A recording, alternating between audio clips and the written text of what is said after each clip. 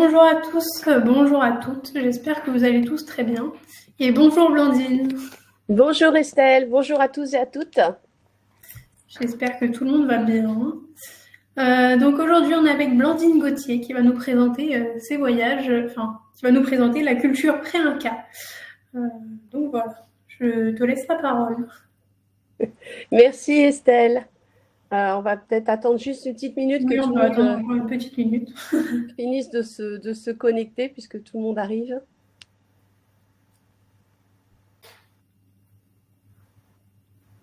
N'hésitez pas si vous avez des questions pendant la conférence à les mettre dans le chat. On les regardera au fur et à mesure et on y répondra à la fin, je pense. Bonjour à tous.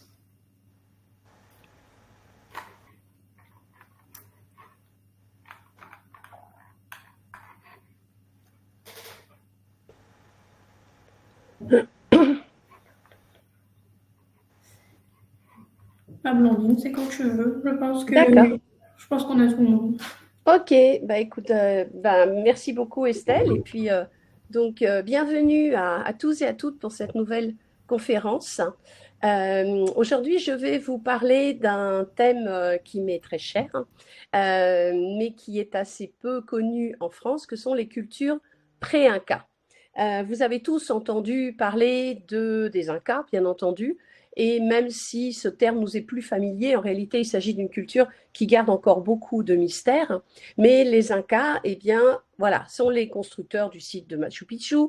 Si vous n'y êtes pas allé, eh bien, vous en connaissez au moins les reproductions imagées, qui est un des plus grands sites archéologiques du continent sud-américain et un des plus connus aussi au monde. Donc, les Incas, effectivement, ont construit Machu Picchu, ont construit la ville de Cusco au Pérou. C'était des grands bâtisseurs, c'était des grands ingénieurs hydrauliques, c'était des grands agronomes. Les Incas ont en fait occupé ce territoire pendant à peine 100 ans. Et tout leur génie, en fait, c'est d'avoir optimisé des connaissances, un savoir-faire, des traditions, un mode d'organisation sociale, politique qui remontait bien avant leur présence. Eux arrivent donc à la moitié du XVe siècle et seront donc conquis, vous le savez, par les Espagnols. Donc les Incas, c'est une culture vraiment éclair, c'est une culture flamboyante qui va faire énormément de choses, mais qui sera bien sûr pris dans les rouages de l'histoire et complètement détruite par la conquête espagnole. Seulement, tout ce qu'ont su faire les Incas en 100 ans, ils n'ont pu le faire que grâce à un passé culturel bien plus riche, bien plus conséquent, qui remonte à 3000 ans, enfin 4000 ans en tout, avant leur apogée. Donc une culture andine qui est une culture ancestrale et qui va léguer aux Incas tout un passé incroyablement riche, aussi bien au niveau culturel, au niveau technique, au niveau social, politique. Et les Incas ne sont que la dernière culture qui va ramasser tout ça, qui va en faire une synthèse et qui va optimiser toutes ces connaissances en fait en moins de 100 ans. Donc, c'est de ces cultures très anciennes dont je voudrais vous parler aujourd'hui, afin que vous puissiez comprendre comment la culture inca est devenue aussi prestigieuse. Le territoire péruvien, juste pour vous en parler rapidement, mais pour ceux d'entre vous qui ne seraient pas très familiers avec ce territoire, c'est le troisième plus grand pays d'Amérique latine après le Brésil et l'Argentine. On est sur une superficie à peu près d'1 300 000 km², ce qui représente grosso modo la superficie de la France, l'Italie et l'Espagne réunies. Voilà, pour vous faire un petit comparatif avec l'Europe. Et c'est un pays qui, vous le voyez, est frontalier avec beaucoup d'autres pays sud-américains, l'Équateur, la Colombie, le Brésil, la Bolivie, le Chili. Et c'est surtout un pays qui est traversé par cette fameuse cordillère des Andes que vous voyez ici à l'écran, qui est une sorte de colonne vertébrale en fait du pays, qui va diviser le terrain en trois grands écosystèmes. On a un écosystème côtier. Vous voyez que la plupart des grandes villes telles que Lima, Trujillo, Chiclayo, Piura sont des grandes agglomérations qui se sont construites au cours du temps le long de la côte. Et de l'autre côté de la cordillère, eh bien, on a l'Amazonie. Alors, l'Amazonie, je ne vais pas vous en parler beaucoup aujourd'hui parce que c'est un thème à part entière, mais il faut garder à l'esprit que toutes les différentes populations et cultures régionales ou panandines qui se sont développées dans ce laps de temps de 4000 ans ont toujours entretenu des relations tant avec le pourtour du Pacifique que les Andes, que l'Amazonie. Donc l'Amazonie n'a jamais été en fait un territoire à part. C'est un territoire qui interagissait continuellement avec les cultures andines, avec les cultures de la côte. Par contre, vous allez vous rendre compte que parmi les cultures pré-Inca les plus importantes, eh bien, ce sont celles qui se situent sur la côte pacifique, qui est un désert extrêmement aride, mais qui est entrecoupé par des rivières, des fleuves, qui naissent dans les Andes, qui vont se jeter dans l'océan Pacifique et qui forment en fait des petits oasis. Partout où il y a de l'eau, il y a de la vie. Partout où il y a de l'eau, on peut faire de l'agriculture, on peut s'installer et on peut donc aménager des centres résidentiels, des centres cérémoniels dont je vais vous parler maintenant. Donc c'est la présence de ces oasis qui va justifier les premières implantations humaines sur le territoire péruvien dès 3500 ans avant Jésus-Christ. Et en réalité, ces trois grands écosystèmes, comme je vous ai dit, ne sont pas indépendants les uns des autres et ont toujours entretenu des relations, mais en réalité, la cordillère centrale, c'est vraiment une sorte d'axe central très très important, puisque plus on monte le long de la cordillère, eh bien plus on passe par ce qu'on appelle des étages écologiques en fonction des différents niveaux d'altitude. Si bien que sur les 103 zones de vie répertoriées par les biologistes dans le monde, 84 se trouvent au Pérou. Le Pérou est un pays méga divers et ce, grâce à la cordillère des Andes qui va définir justement ces différents écosystèmes suivant l'altitude. Alors, je ne vais pas rentrer dans le détail ici parce que je n'ai pas le temps de vous expliquer tout ça en détail, mais les populations vont s'adapter à chaque écosystème, vont savoir tirer parti du niveau de pluviométrie, de la richesse du sol et combiner les semences les unes avec les autres pour qu'elles soient le plus productives possible. Donc, si bien qu'on a une économie dans le monde andin depuis 3500 ans avant Jésus-Christ, qui est une économie verticale. On échange suivant les différents écosystèmes, suivant les différentes altitudes, les produits qui sont adaptés et qui sont consommés à ces différents niveaux. Mais comme je viens de vous le dire, c'est surtout la côte pacifique qui, dans un premier temps, va faire l'objet des premières grandes implantations. Quand je vous dis que c'est un désert, vous voyez ici la diapositive qui vous montre effectivement qu'on est sur un endroit où il y a très peu, voire pas du tout de végétation. On a quelques arbres comme le caroubier, par exemple, qui se sont adaptés à ce climat désertique, mais en réalité, l'océan balaie en fait des plages qui sont aménagées en bas des grandes falaises de sable et de rochers. Donc, c'est un écosystème extrêmement, extrêmement difficile pour la vie humaine. Et c'est donc grâce à ces petites rivières dont vous voyez ici un exemple de formation d'oasis. Vous voyez que là, on est sur un site dont je vais vous reparler tout de suite qui s'appelle le site de Cerro Sechin. Mais vous voyez que devant, eh bien, on a des terrains de culture. Ça veut dire que derrière les arbres, au bout de la diapo, eh bien, vous avez le fleuve, un fleuve Casma, qui passe à travers ce désert, qui va se jeter dans l'océan Pacifique et qui forme cette oasis. Donc, c'est grâce à ces endroits-là que la population humaine a pu s'implanter sur la côte péruvienne. En réalité, la présence humaine au Pérou, elle date déjà de 18 000 ans avant Jésus-Christ. Mais les formation des premiers grands centres cérémoniels et la structuration de ces groupes en structure politique, sociale et religieuse n'apparaît en fait qu'à partir de 3500 avant Jésus-Christ. Ce qui est quand même tardif, parce que pendant très longtemps, on a pensé que les premiers grands centres urbains apparaissaient à partir de 1800 avant Jésus-Christ. Et ce n'est qu'en 1994 que l'on va découvrir ce site que vous voyez ici à l'écran, qu'on appelle le site de Caral, qui est daté de 3000 à 1500 avant Jésus-Christ. La découverte du site de Caral va faire l'effet un peu d'une bombe dans le camp des archéologues, parce qu'on n'imaginait pas qu'un site aussi élaboré, aussi sophistiqué, aussi aménagé, puisse exister 3000 ans avant Jésus-Christ. Et comme vous le voyez sur cette photo, on est en plein désert avec ces montagnes que vous apercevez qui sont en fait presque déjà les contreforts des Andes parce que le littoral désertique est très très mince, ce n'est qu'une dizaine de kilomètres en fait entre l'océan Pacifique et les contreforts des Andes.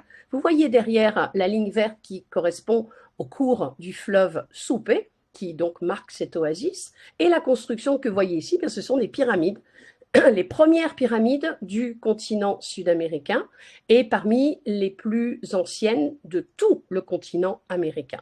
Ces pyramides, comme vous le voyez, elles sont à degrés et elles sont tronquées. Ça veut dire qu'en haut, la base est aplatie, donc ce n'est pas les pyramides d'Égypte qui sont pointues, la base est aplatie et dans la partie haute, eh bien, on a des centres résidentiels, on a des petites pièces aménagées, des couloirs et des lieux cérémoniels. Et donc, la pyramide est à degrés, à différents étages, comme vous pouvez le remarquer ici.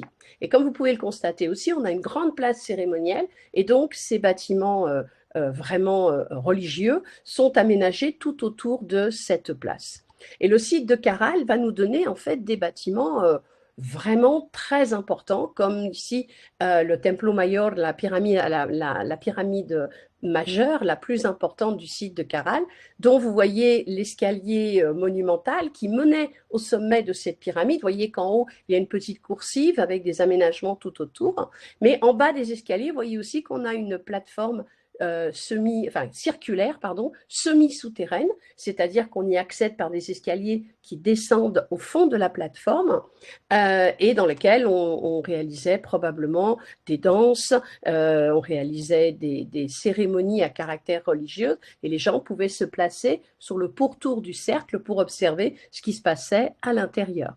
Donc ce sont des bâtiments vraiment colossaux, très importants, qui sont la preuve d'une hiérarchie sociale. Parce que pour construire une pyramide de cette amplitude, ça demandait beaucoup de main-d'œuvre, beaucoup d'ouvriers, donc un contrôle, une gestion, une organisation de la part d'une élite locale. Voilà ici une petite diapo, on va dire, revue et corrigée, dessinée, pour vous montrer ce que pouvait être le site de Caral au moment de sa construction, au moment de son apogée.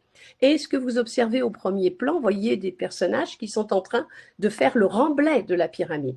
Et le remblai était fait avec des petits sacs que vous voyez au premier plan, qui sont réalisés un peu comme des filets de pêche, mais à l'intérieur desquels on allait mettre des grosses pierres, on allait mettre des pierres plus petites, on mettait du gravier, on mettait de la terre, on mettait des morceaux de coquillage, on mettait toutes sortes de choses.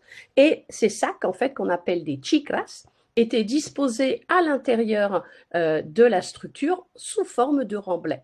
Et ces sacs permettaient de transporter, parce que bien sûr à l'époque, et dans tout le développement sud-américain, on ne connaît pas la roue, enfin on n'utilise pas la roue, on n'a pas d'animaux de trait, et donc tout se fait à dos d'homme. Donc vous voyez derrière la représentation des hommes portant sur le dos ces chicras, et c'était bien plus facile de les transporter dans ces filets que de transporter des petits sacs à part les uns des autres. On a des chicras qui sont monumentales, qui pèsent plusieurs dizaines de kilos et qui devaient demander beaucoup d'efforts de transport.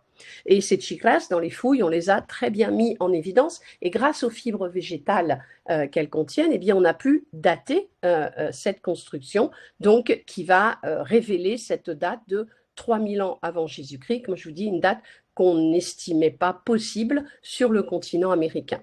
L'archéologue qui va s'occuper de la fouille de Caral s'appelle Ruth Shadi. Elle y a consacré sa vie, c'est elle qui a découvert le site et c'est elle qui va entreprendre des fouilles très importantes et qui va révéler en fait toutes ces incroyables structures.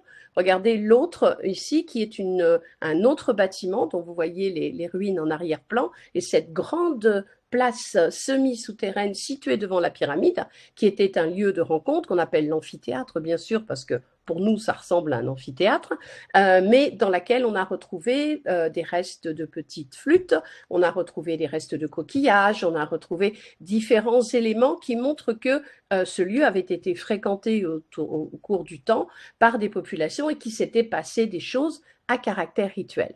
Vous voyez que l'on a en fait deux grandes structures, celle que je vous ai montrée tout à l'heure, qui est d'un côté du site, et celle-ci qui est de l'autre côté d'une petite dépression, une sorte de fossé sec qui traverse en fait le lieu, qui traverse la cité.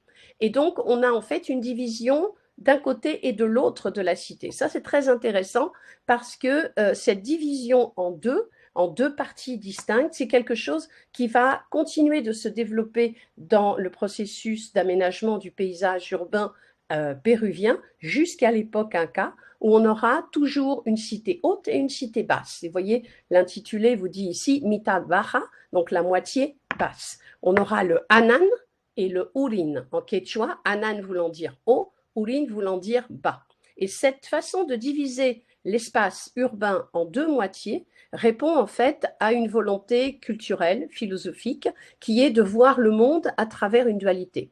Dans le monde andin, l'unité naît de la dualité. Donc le haut, le bas, le jour et la nuit, le noir et le blanc, la femme et l'homme, et ainsi de suite. Et il faut que les deux moitiés soient exactement équilibrées pour que les choses fonctionnent.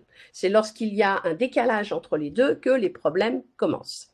Donc, sur le site de Caral, eh bien, on est en fait à ce qu'on pourrait appeler l'éveil de la culture andine, les racines de la culture andine. C'est à partir de Caral que vont se mettre en place beaucoup de concepts religieux, de cérémonies, de relations que l'homme va entretenir avec son environnement. Mais on est à une époque que l'on qualifie de pré-céramique. On ne connaît pas la céramique à l'époque de Caral. Par contre, on va réaliser, je vais vous le montrer, des petites figurines en terre crue. Mais regardez ici, vous voyez qu'on utilise beaucoup les coquillages, par exemple. À gauche, vous avez un petit coquillage qui est un pendentif qui a été poli et creusé, incisé pour faire une jolie volute. On a également des plumes avec ce petit collier de plumes que vous voyez au milieu, des plumes qui, d'ailleurs, pour la plupart, viennent d'Amazonie, d'où ce contact commercial dont je vous parlais tout à l'heure.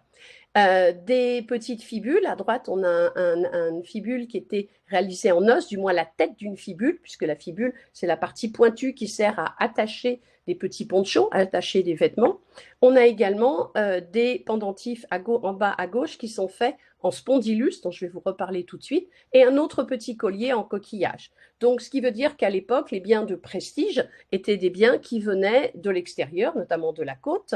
Alors, il faut dire que Caral n'est qu'à une vingtaine de kilomètres de la côte pacifique et que tout autour de Caral, on a 21 autres sites archéologiques qui ont été mis en évidence, qui montrent que eh bien, le site de Caral était le site le plus important qui fédérait d'autres centres cérémoniels et qui échangeait avec ceux-ci. Donc les gens qui étaient le plus proches de la côte eh bien, ramenaient des poissons, ramenaient des coquillages, les échangeaient contre des produits qui, eux, étaient obtenus à partir de culture à l'intérieur des terres, comme le faisait le site de Caral. Donc on a tout un système d'échange qui s'était mis en place. Et ce coquillage dont je viens de vous montrer le petit pendentif, donc en spondylus, c'est un coquillage que l'on trouve le long de la côte équatorienne, non pas le long de la côte péruvienne, parce que c'est un coquillage qui ne vit que dans les eaux chaudes.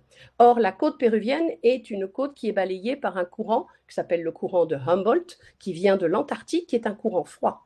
Sauf que de temps en temps, ce courant froid est remplacé au niveau de l'équateur par un courant chaud qui s'appelle El Niño, qui vient du centre du Pacifique et qui va se démultiplier pour une raison qu'on ne connaît pas très bien et créer ce phénomène d'El Niño dont vous avez forcément entendu parler parce qu'il se produit malheureusement de plus en plus souvent à l'heure actuelle. Et ce phénomène d'El Niño va amener ce courant chaud qui va remplacer le courant de Humboldt, qui va réchauffer les eaux qu'il traverse, faisant donc apparaître ce spondylus, ce coquillage qui normalement ne devrait pas apparaître le long des côtes péruviennes. Et à l'époque préhispanique, eh bien, les Incas, par exemple, plus tard, vont aller jusqu'en Équateur, aller chercher ce coquillage. Mais il apparaît de temps en temps lorsque le Niño se forme. Donc ça veut dire que ce coquillage est associé à l'arrivée du courant chaud, mais surtout associé aux pluies torrentielles qui accompagnent ce courant et qui vont se déverser sur tout le pays. Ça veut dire que sur la côte désertique, où normalement il ne pleut jamais, eh bien d'un seul coup, on va avoir des inondations et des pluies absolument terribles qui vont beaucoup endommager les structures de l'époque. Donc le spondylus est en fait associé à la pluie. Spondylus égale arrivée du courant d'El Niño égale arrivée de pluie égale fertilité agricole, même si cette pluie, comme je viens de vous dire, est plus dévastatrice que fécondatrice. Mais en réalité, le spondylus apparaît dès ces époques anciennes et jusqu'à l'époque Inca, ça sera toujours un bien de prestige. Le spondylus, on le polit, vous voyez ces petites protubérances, on le polit, on découpe le coquillage et on fait des petits pendentifs, des colliers, des bracelets et ainsi de suite. Mais on en fait aussi de la poudre. Et cette poudre, par exemple, était jetée par terre devant les dignitaires qui ne foulaient pas le sol de leurs pieds, mais qui marchaient sur cette poudre de spondylus. Et on va trouver ce coquillage très souvent en dépôt funéraire et en dépôt dans des caches cérémonielles destinées à fertiliser symboliquement la terre. Donc ces petites perles de spondylus, on les trouve dès l'époque de Caral, et vous voyez qu'on a également mis au jour des dépôts intentionnels, c'est-à-dire regroupés, de petites flûtes que vous voyez ici à l'écran, de petites cornettes dans lesquelles, un peu comme un petit sifflet si vous voulez, dans lesquelles on soufflait pour faire de la musique. Les flûtes que vous voyez en haut étaient réalisées en os de condor, et donc toute cette armature musicale eh bien, faisait partie des morceaux qui étaient joués pendant les grandes cérémonies religieuses. Et on a également découvert, ça a fait couler beaucoup d'encre, un petit fragment, regardez à droite, de quipou. Alors le quipou, vous voyez qu'il s'agit en fait de fils de coton, le coton ayant été domestiqué 4000 ans avant Jésus-Christ. Ce coton, en fait, a été aménagé pour former des sortes de petites trames de textile qui étaient attachées à un fil conducteur. Et Rouchadi, quand elle a découvert ce fragment de textile, l'a interprété comme étant ce fragment de quipou. Le quipou, le voilà à l'époque inca. C'est en fait, donc, ce sont des cordelettes avec des nœuds qui sont attachés à un fil conducteur, qui ont des couleurs différentes, qui ont des nœuds simples, doubles, triples, quadruples, mais qui sont censés enregistrer probablement des quantités. Ce sont des sortes un peu de moyens mémotechniques pour mémoriser des quantités produites, des quantités payées, des sortes de référents de taxation, par exemple, mais on ne sait pas déchiffrer ces quipous. À quoi correspondent les couleurs? À quoi correspondent chaque nœud? C'est un casse-tête qu'on ne connaît pas encore très bien. Et le quipou, on le sait, servait aux Incas à mémoriser les taxes payées, par exemple, par des tribus qui venaient d'être conquises. Mais à l'époque de Caral, est-ce que ce fragment de tissu est vraiment un proto-quipou, comme le prétend Rouchadi, ou est-ce que ça pourrait être autre chose? Le débat est ouvert. En tous les cas, ce qui est intéressant, c'est que toutes les pièces que l'on va trouver à Caral et dans les petits sites environnants nous montrent que, effectivement, on ne connaît pas la céramique. On ne cuit pas les productions, on les réalise en argile crue. Et voilà par exemple une petite offrande qui a été découverte dans un petit panier, parce qu'on connaît l'art de la vannerie depuis déjà 5000 ans avant Jésus-Christ. Et ces petits paniers en vannerie contenaient, regardez, 3 personnages qui sont un peu, si vous voulez, la pub pour L'Oréal. Hein. Vous avez la dame blonde, la dame brune et la dame rousse.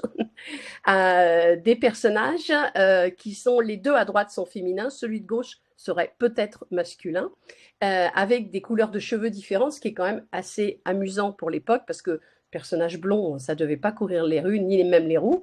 Mais voyez que ces personnages portent des colliers qui montrent leur statut social. Ils ont une coupe de cheveux aussi un petit peu particulière avec une frange. Et ils ont les mains posées soit sur le torse, soit sur les jambes.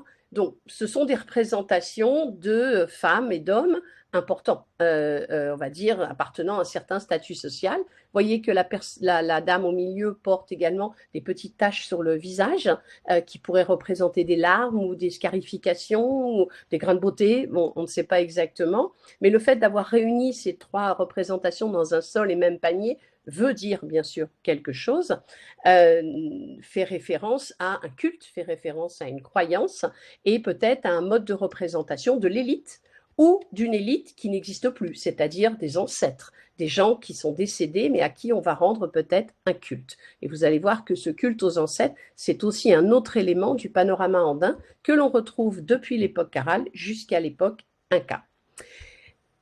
Le Caral, à partir de 1500 avant Jésus-Christ, va être abandonné pour des raisons qu'on ne connaît pas très très bien. Les gens vont commencer à bouger, à aller s'installer ailleurs et un petit peu plus au nord, le long de la côte, eh bien, on trouve ici le site de Cerro Sechin. Cerro Sechin, c'est la vallée que je vous ai montrée tout à l'heure avec au premier plan le centre cérémoniel et puis l'oasis derrière. C'est un tout petit centre cérémoniel, mais dans lequel on va trouver des représentations de stèles incrustées dans un mur d'enceinte qui, vous le voyez, étaient entièrement décorées, entièrement gravées, qui représentent à gauche un soldat qui tient, un guerrier, on va dire, qui tient une massue. Derrière, vous avez des petites têtes qui, elles, sont des têtes coupées et qui ont les yeux fermés, en symbole de mort, avec une sorte de flot qui part de la bouche, qui représente un flot d'eau, un flot de sang. Bon, on peut avoir plusieurs interprétations, mais ce sont bel et bien des têtes coupées. Et à droite, un personnage qui, lui, a le tronc sectionné, et vous voyez qu'en bas, ce qui sort, c'est un peu ses intestins. Il a la tête dirigée vers le haut avec donc un flot qui part également de sa tête, ce qui nous montre que à cette époque, donc dès 1800 avant Jésus-Christ, eh bien, on a des pratiques guerrières qui sont liées à des pratiques sacrificielles. Alors, à Caral, Rucciadi a longtemps dit que Caral ne pratiquait pas la guerre parce qu'on n'a pas retrouvé d'instruments de type guerrier à Caral et ne pratiquait pas le sacrifice humain non plus.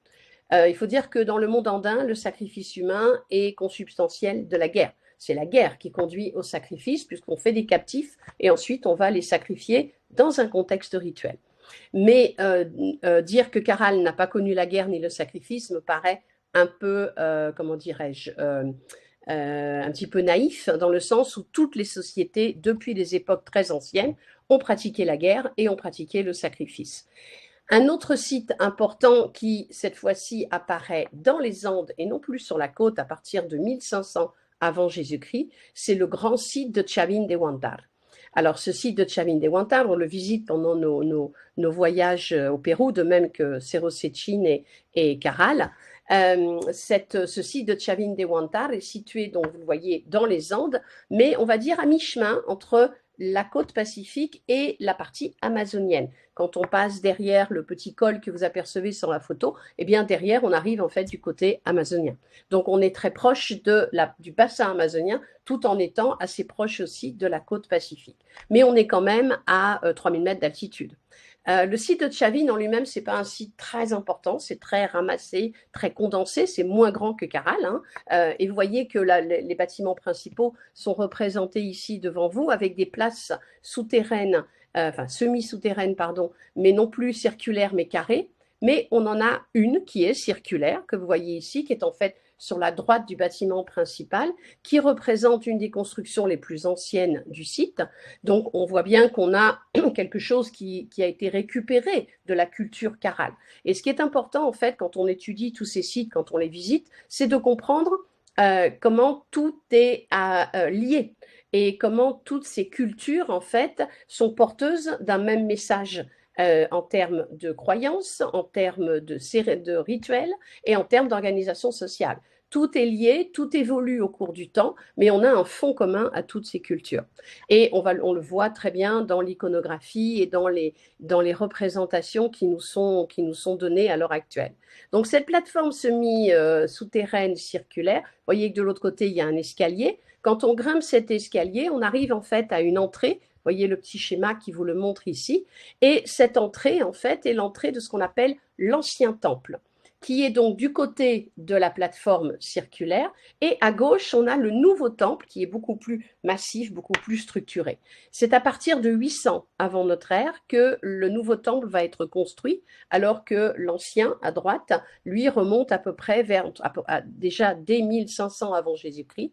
Et en réalité, on va aménager ensuite le nouveau temple à côté. Et non pas par-dessus, comme on le fait normalement dans beaucoup de sites au Pérou, où on procède toujours de la même façon, c'est-à-dire qu'on ne détruit pas les structures anciennes, mais on construit par-dessus, un petit peu comme des poupées russes, si vous voulez, qui sont emboîtées les unes dans les autres. Je ne sais pas si vous m'entendez bien, parce que l'image s'est figée et je ne me vois plus parler. Donc, est-ce que vous pouvez juste me dire si vous m'entendez bien? Parfait, Blandine, parfait. D'accord, super, merci. Donc, je reprends. Donc, ces deux temples, en fait, du coup, se retrouvent mitoyens l'un et l'autre. Et on s'est longtemps posé la question de savoir pourquoi à Chavin, ils n'avaient pas construit par-dessus le temple le plus ancien. Eh bien, c'est qu'en réalité, dans cette petite ouverture que vous voyez en haut des escaliers, eh bien, cela conduit à des corridors qui sont souterrains, donc aménagés dans l'ancien temple. Et à l'intérieur d'un de ces corridors, à une intersection, eh bien, regardez ce qu'on a retrouvé, un monolithe entièrement sculpté qu'on a appelé le lanzón, c'est-à-dire la lance en espagnol, parce que ce monolithe, vous le voyez, est très effilé dans la partie du haut et il est planté dans le sol, un peu comme une lance. Il a la forme d'une lance. Et vous voyez que les traits d'un personnage sont gravés de part et d'autre. C'est-à-dire qu'en fait, la photo que vous voyez ici, c'est le profil du personnage. Et en réalité, l'autre profil vient donc de l'autre côté, mais ça fait une forme de pointe devant le spectateur. Et à droite, je vous ai mis une photo qui aplatit en fait la figure pour que vous puissiez comprendre en fait ce qui est représenté. On voit un personnage qui a deux yeux, un nez, une bouche. Vous voyez que la bouche est une bouche avec des canines, avec des crocs, que ce personnage a les mains sur le côté, une qui est levée, une qui est en bas, avec des griffes.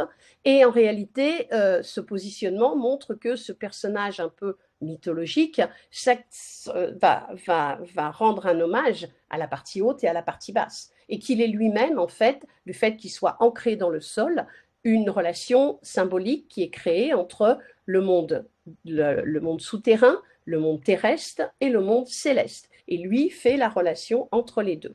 Donc ça veut dire que ce personnage mythologique est une sorte d'axis mundi qui permet de sacraliser eh bien, la cosmologie andine qui veut que la Terre soit plate et qu'elle est un monde souterrain et un monde céleste au-dessus de la Terre. Et chaque univers est représenté par un animal.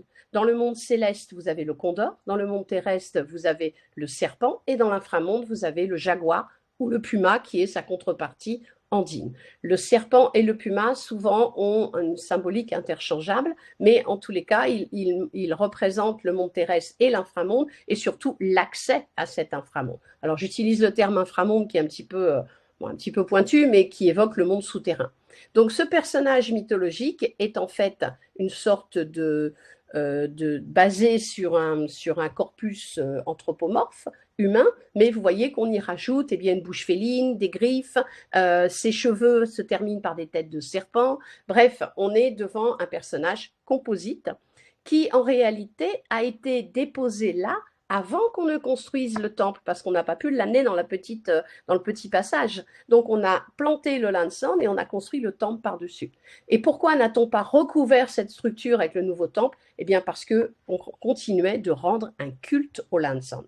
Et ce lanzón était une sorte d'oracle probablement à l'époque de Chavin que personne ne voyait, mais que l'on pouvait entendre parce que les prêtres pénétraient à l'intérieur des petites galeries et soufflaient dans des conques, dans des coquillages, parlaient, chantaient, criaient, et de l'extérieur, sur la place circulaire, on entendait tout ce qui se passait à l'intérieur. Et les archéologues ont fait justement des expérimentations pour montrer que le son qui provenait des entrailles de la Terre était tout à fait perceptible par les gens à l'extérieur, ce qui donnait bien sûr un aspect magistral, mais surtout très important d'un point de vue des croyances, puisqu'on pensait que le lanzón s'exprimait depuis l'intérieur de la Terre. Voilà une photo de ces coquillages dans lesquels on soufflait, qu'on appelle les strombus ou des poutoutou, qui sont des gros coquillages marins qui ont en fait une sorte de bruit de cornes de brume. Et à gauche, une autre stèle de ce personnage moitié homme, moitié félin que je viens de vous montrer, mais sous un autre aspect, qui est la stèle Raimondi, où vous voyez un personnage donc avec un corps, des bras, des jambes, qui tient deux bâtons de chaque côté, et on l'a communément appelé le seigneur au bâton, le personnage au bâton, qui, vous allez le voir, a une pérennité assez extraordinaire, puisqu'on va le retrouver en 900 de notre ère sur des sites très éloignés du site de Chavin de Huántab.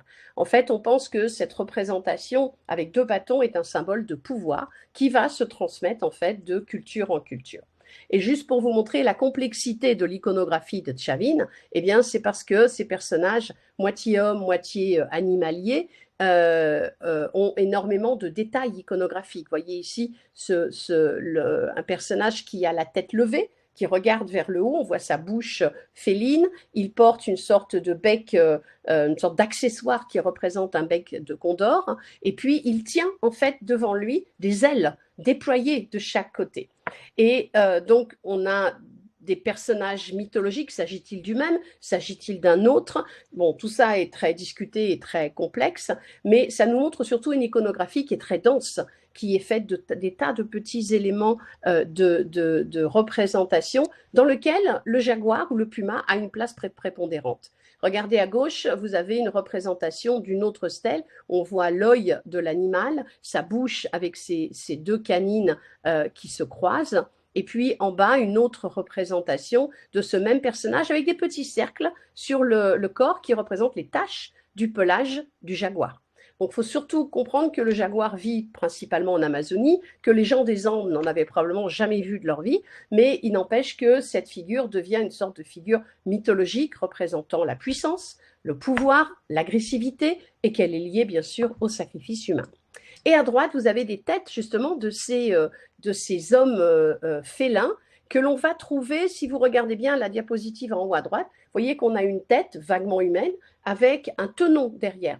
Ce qui veut dire que ce tenon était fixé dans une mortaise le long d'un mur, donc en l'occurrence le mur principal du nouveau temple de Chavin, et on avait 41 têtes qu'on a toutes retrouvées, mais malheureusement tombées par terre, donc pas dans l'ordre, on ne connaît pas l'ordre dans lequel elles étaient présentées, qui représentent peut-être, selon un archéologue, les étapes de transformation d'un homme en jaguar, c'est-à-dire une étape à caractère chamanique dans lequel un chaman, sous la prise d'hallucinogènes, avait la possibilité de se transformer en jaguar. C'est une hypothèse qui est très travaillée, on va dire, à l'heure actuelle. La céramique de Chavin, c'est une céramique, vous le voyez, qui est un peu lourde, un peu épaisse, costaud, avec ce qu'on appelle un anse en étrier, puisque ça représente un petit peu plus de son et plus d'image. Est-ce que... Ah bah si, nous on a toujours du son, on a toujours de l'image. Alors, est-ce que d'autres personnes peuvent dire si ça marche? Parce qu'apparemment, tout est OK, d'accord. Alors, peut-être voir avec Madame Comte si... Mais si peut-être, oui, redémarrer le navigateur. Oui, faire un reboot du navigateur. Bon, alors donc je continue. Donc cette céramique est très très épaisse et on l'appelle donc la céramique en étrier puisque on a cette forme d'étrier. On pouvait passer la main à l'intérieur pour la transporter. Cette forme en étrier est en fait un marqueur de tout type de céramique que l'on va trouver dans le nord du Pérou. Alors quand on dit nord du Pérou, c'est surtout au-dessus de Lima, tout le paysage et tous les sites que l'on va trouver au nord de Lima. Lima fait un peu la limite, si vous voulez. Tout à l'heure, je vais vous parler aussi du sud. Et donc, sur cette céramique, là aussi, on va retrouver cette figure féline, cette figure mythologique dont vous voyez la bouche avec des têtes qui regardent vers le haut et cette bouche avec des canines très importantes. On a d'autres types de céramique absolument magnifiques, comme celle à gauche, qui était présente d'ailleurs lors de l'exposition sur Machu Picchu à la Cité de l'Architecture à Paris, où vous voyez que l'on a deux visages, un stylisé à gauche qui représente ce personnage moitié homme, moitié félin, et l'autre à droite qui est un personnage humain. Donc comme si on représentait l'association de l'homme avec l'animal. Et puis à droite, une céramique qui moi m'a toujours beaucoup fait rire, mais parce qu'elle est, qui est assez amusante, où on voit un personnage en fait qui est assis, mais qui a la tête, regardez, qui est balancée. Elle devrait être balancée en arrière, mais elle est balancée devant lui. Et en fait, ce personnage, on le voit pas bien sur la photo, mais il tient un couteau dans sa main. Et vous voyez qu'à la base de la gorge, en fait, la gorge est sectionnée. Mais au lieu d'avoir la tête qui part vers l'arrière, elle part vers l'avant. Et on a appelé cette céramique l'autodécapitation. Alors, je ne sais pas si vous avez essayé de vous autodécapiter, mais ce n'est pas facile. En tous les cas, c'est bien une représentation symbolique du sacrifice humain qui apparaît sur cette céramique. L'autre art qui se met en place à l'époque de Chavin et qui est très important, bien sûr, c'est la métallurgie et l'orfèvrerie, qui apparaît dès 1500 avant Jésus-Christ. Et on pense que le foyer de développement de cette métallurgie, de cette orfèvrerie, est situé au Pérou. qu'elle va ensuite rayonner partout en Amérique latine pour être reprise par différentes cultures. Et regardez par exemple ici une pièce qui a été laminée, qui a été travaillée probablement au repoussé, où vous avez en fait un pectoral qui représente deux petits animaux, deux petits jaguars humains de chaque côté, avec un masque central qui représente aussi deux yeux, le nez et la bouche d'un homme, moitié félin. Bref, une pièce magnifique, extrêmement riche, qui a été découverte dans un site appelé Kunturwasi, que nous visitons lorsque nous faisons le voyage de 18 jours des civilisations millénaires, qui se trouve à côté de la ville de Cajamarca, et dans lequel il y a un petit musée qui présente justement toutes ces magnifiques pièces d'orfèvrerie. On n'en a pas trouvé tellement à Chavin, mais beaucoup dans ce site qui lui est contemporain. Et regardez par exemple ces boucles d'oreilles, vous voyez, légères, discrètes, faciles à porter, où vous avez des petits pendants entrelacés de corps et de têtes de serpent, avec encore un visage mythologique qui a été aussi travaillé au repoussé. Donc ça veut dire que jusque vers 400 avant Jésus-Christ, Chavin est en fait un site qui va rayonner dans l'ensemble du territoire péruvien.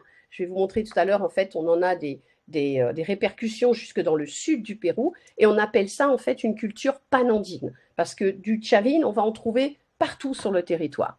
Sauf que à partir de 400 avant notre ère, le site est abandonné, les populations vont se disperser, et on a un retour à ce qu'on va appeler des cultures régionales qui vont apparaître à partir de 400 avant Jésus-Christ le long de la côte pacifique. Et une de ces cultures régionales les plus importantes, qui apparaît au début de l'ère chrétienne, c'est la culture moche. Alors, dans la littérature, vous allez trouver culture moche ou mochica. C'est kif kif boreko. On a inventé le terme mochica parce que la culture moche, en français, ça faisait la culture moche. C'est pas terrible. Alors, on a mis le sigle mochica pour que ce soit plus correct, mais c'est exactement la même chose. Cette culture moche, elle est l'héritière lointaine des traditions de Chavin. Elle reprend pour elle-même des traditions, des croyances et des modes d'organisation socio-culturels. Et vous voyez qu'on a deux groupes qui vont se développer. Un qu'on appelle le groupe du Sud et le groupe du Nord. Bon, là, je ne vais pas rentrer dans les détails, mais tous les petits triangles jaunes que vous voyez, ce sont tous les centres cérémoniels qui, comme par hasard, hein, sont développés, bien sûr, le long des oasis hein, qui composent ce désert dont je vous ai déjà parlé. Les moche ou mochicas sont des gens très ingénieux qui vont savoir réaliser ce qu'on appelait des champs sur creuset, c'est-à-dire travailler la terre pour aller rechercher la nappe phréatique qui se trouve en contrebas et aménager des canaux pour irriguer en fait une partie du désert. Et ces gens vont savoir gagner grâce à cette technique sur le désert et développer considérablement leur terrain de culture. Donc, on a dans chaque oasis des champs aménagés dont on a retrouvé très bien les restes et les marqueurs au sol. Et on a des grands centres cérémoniels. L'un des plus importants que l'on visite, bien sûr, s'appelle la Huaca Moche, la Huaca del Sol et la Luna. Alors, Huaca, c'est un terme quechua qui veut dire lieu sacré, en fait. Lieu dans lequel l'homme a construit quelque chose, mais dans lequel il se passe des activités à caractère sacré. Alors, c'est un terme bon, très complexe en réalité, mais on va le simplifier ici. Donc, Huaca désigne la pyramide, en fait, désigne le lieu cérémoniel le plus important. Ici, vous avez la Huaca del Sol, qu'on a appelée donc la pyramide du soleil, et juste en face d'elle, de l'autre côté d'une grande place que vous voyez ici au premier plan, on a la pyramide de la Lune, donc la Huaca de la Luna. Tous les deux ont été construites entre 0 et 800 de notre ère, mais les fouilles archéologiques réalisées depuis les années 90 se sont surtout concentrées sur la Huaca de la Luna parce que c'est là qu'on a trouvé le plus de restes de peintures murales, de restes de dépôts funéraires, de restes sacrificiels, enfin toutes sortes de choses.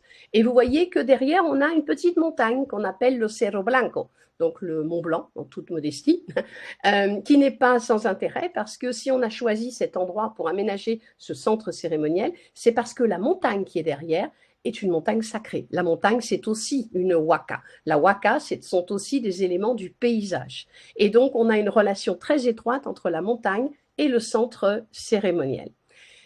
Cette photo vous montre les ouvriers à l'œuvre à l'époque moche, donc qui vont construire toute cette pyramide en adobe. en briques d'adobe. Alors l'adobe, vous savez, c'est de la brique crue séchée au soleil. Et vous voyez que chaque brique a des petites marques qui vont servir probablement aux autorités locales pour reconnaître la production de briques réalisée par chaque village, par chaque communauté qui avait le devoir de fabriquer ces briques. Et donc, on comptabilisait avec des petites marques la production de chaque village. Ce qui veut dire que ces œuvres qui sont monumentales ont bien sûr mobilisé une quantité d'ouvriers phénoménale. Et voilà à quoi devait ressembler la Huaca de la Luna à l'époque de son apogée. On retrouve une pyramide à degrés, tronquée, avec une grande place cérémonielle devant, et une façade, vous le voyez à droite, qui était entièrement décorée sur les différents degrés de la pyramide. En fait, cette Huaca, elle est composée de 6 pyramides emboîtées, cette fois-ci, les unes sur les autres. Vous vous souvenez, tout à l'heure, je vous disais qu'à Chavin, ce n'était pas le cas, mais là, on retrouve quelque chose de plus classique. Et les archéologues, en faisant des percées, eh bien, ont retrouvé les 5 autres constructions plus anciennes.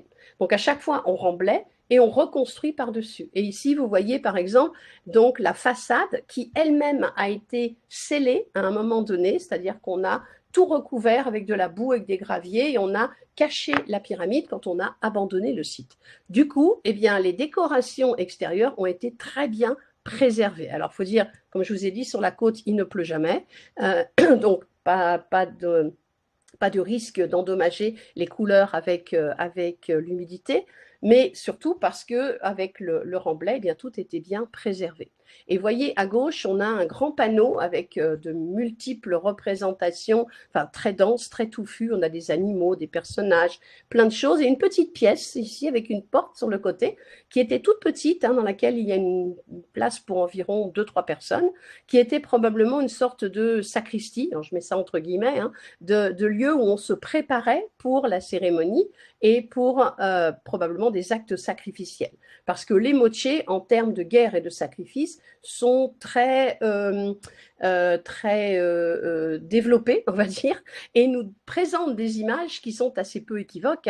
Regardez à droite, par exemple, vous avez des guerriers qui portent des massues, qui ont des boucliers, qui ont toutes sortes d'ornements qui représentent leur pouvoir guerrier. Et les actes sacrificiels, eh bien, en réalité, ils sont légion.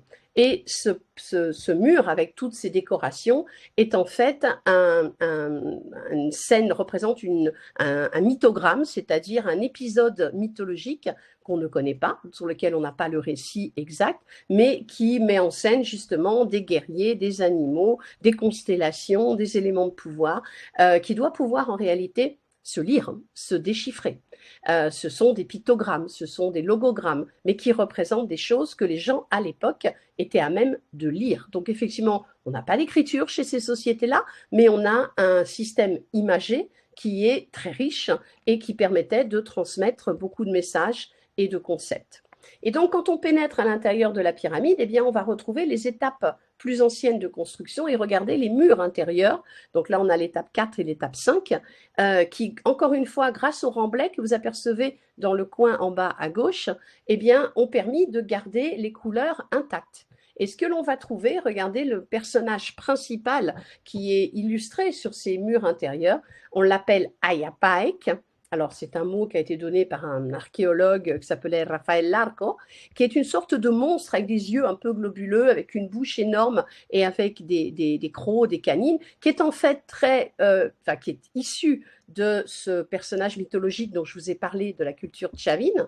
Et ce personnage d'Ayapaek, regardez l'autre diapo à droite, on le trouve représenté sous d'autres formes. Il tient systématiquement une tête coupée et un couteau, regardez à droite, qu'on appelle le tumi, qui est un couteau en forme de demi-lune, qui est un couteau sacrificiel.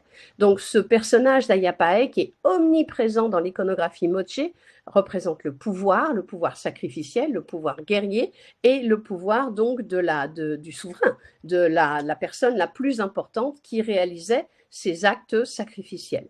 Tout à l'heure, je vous parlais de la montagne derrière qui était importante. Eh bien, regardez, le rapport à la montagne dans toute la culture andine, elle est fondamentale parce que de la montagne apparaissent les sources et naissent les rivières, les fleuves qui vont dévaler la montagne pour aller irriguer les champs de culture. Et voyez sur cette céramique, eh bien, vous avez plusieurs petits monts qui sont représentés, plusieurs sommets, vous avez des petits personnages entre, et tout en haut, vous en avez un qui est basculé en avant avec une sorte de liquide qui sort en fait de sa tête, qui est en fait un personnage qui a été sacrifié.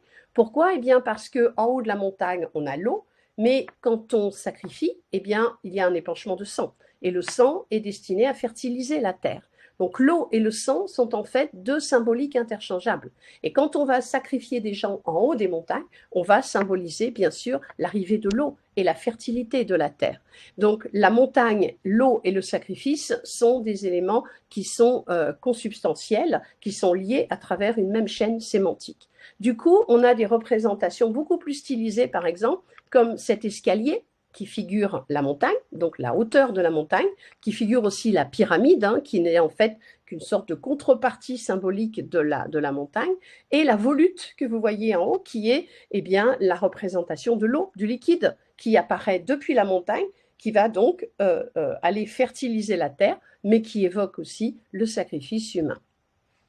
La culture moche nous a livré des céramiques de toute beauté, incroyablement variées et surtout d'une finesse et d'une réalisation extraordinaire.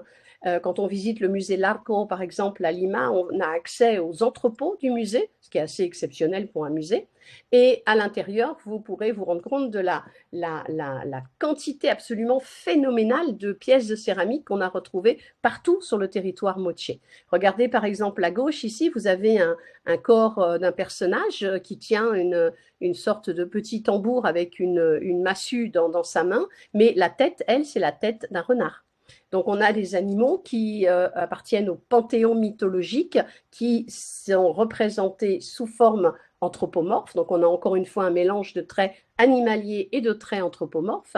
On a des actions comme par exemple la pêche. Vous voyez ici un bateau qui est en fait un bateau, on va dire, zoomorphisé, puisqu'on a une tête de poisson, mais avec des crocs, avec des canines. Et puis, vous voyez que ce bateau, c'est pas tout à fait un bateau de pêcheur. On a un monsieur qui est en train de ramer, mais devant lui, il y a un petit monsieur qui est attaché, les mains dans le dos, une corde au cou, et qui regarde vers le ciel, qui est un captif, qui va bien sûr être sacrifié en l'honneur de l'espace maritime et de la fertilité liée à la mer.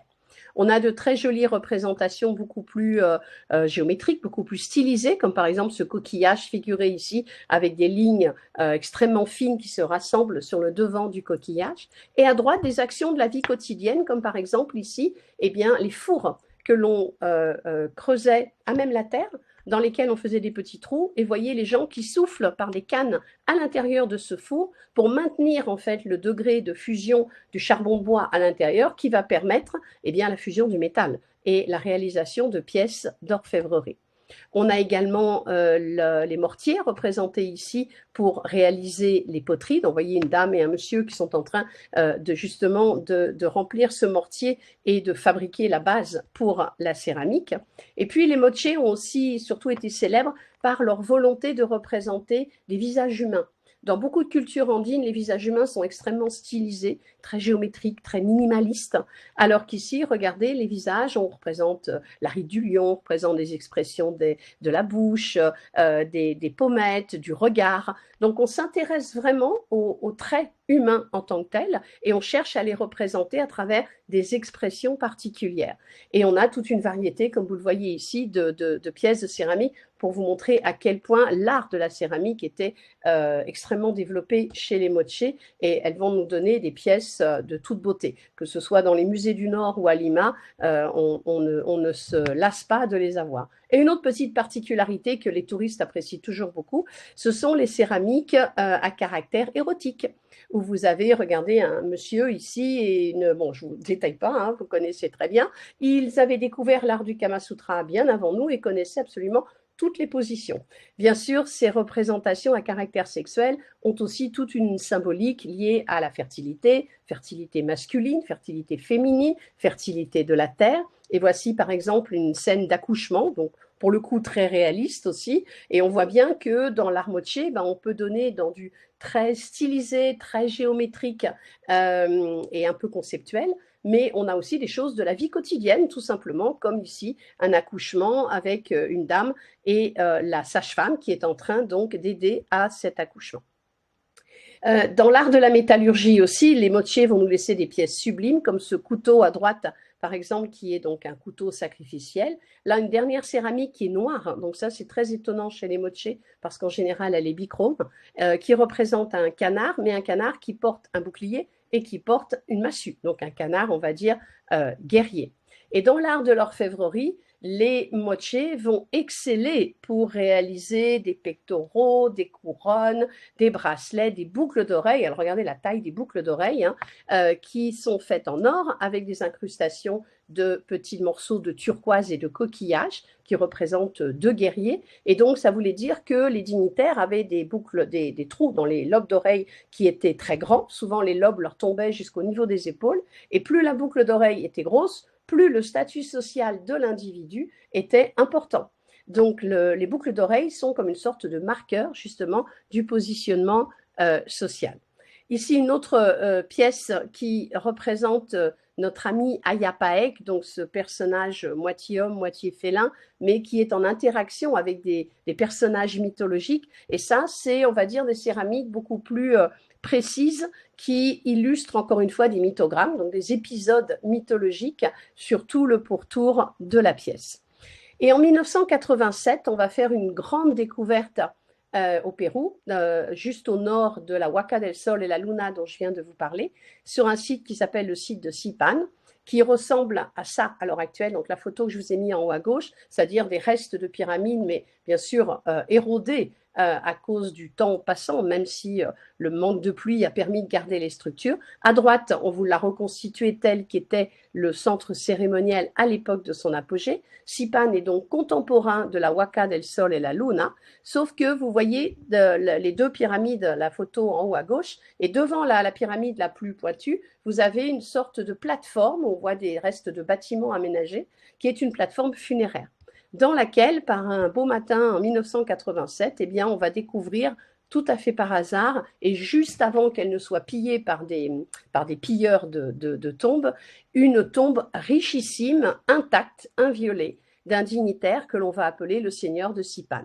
Pour vous donner un petit équivalent, la découverte de la tombe du seigneur de Sipan est au Pérou, ce que la tombe de Toutankhamon est à l'Égypte. Donc, c'est-à-dire, c'est une découverte phénoménal parce que ce monsieur était un monsieur probablement extrêmement puissant qui a été enterré avec, vous le voyez, des compagnons, puisqu'il y a des squelettes enterrés au-dessus de sa tête, à ses pieds, à droite, à gauche, il y en a partout, mais aussi avec beaucoup d'offrandes, beaucoup de matériel de textile, beaucoup de matériel en perles de coquillage, mais surtout beaucoup d'orfèvrerie.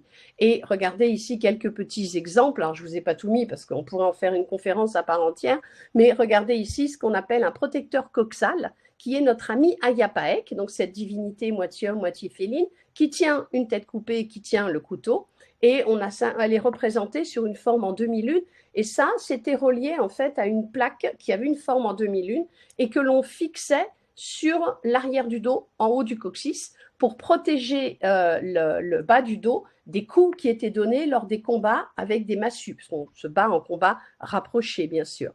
Bon, en réalité, cette pièce-là, qui est une magnifique pièce d'orfèvrerie, était surtout portée lors de défilés, lors de présentations du pouvoir de l'individu, et non pas tellement sur les champs de bataille. Mais c'est un symbole d'un élément guerrier.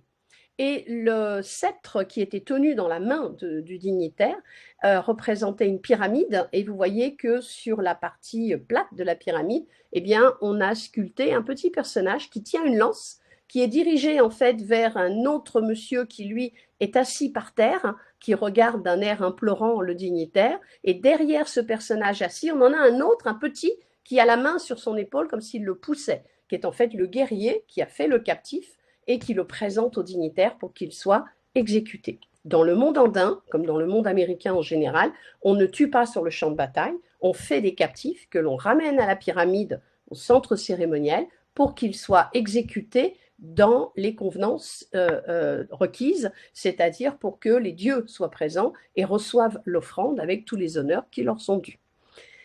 Les boucles d'oreilles portées par ce monsieur de Sipan, regardez, sont de toute beauté, réalisées avec des pièces qui sont toutes indépendantes les unes des autres. La première boucle d'oreille que vous voyez à droite, pardon, excusez-moi, a été faite sur un support en vannerie sur lequel on a collé des plaques d'or et des petits morceaux de turquoise. Et on a un petit personnage qui est représenté avec sa massue, avec son petit bouclier, avec un joli petit collier qui représente des têtes de hibou.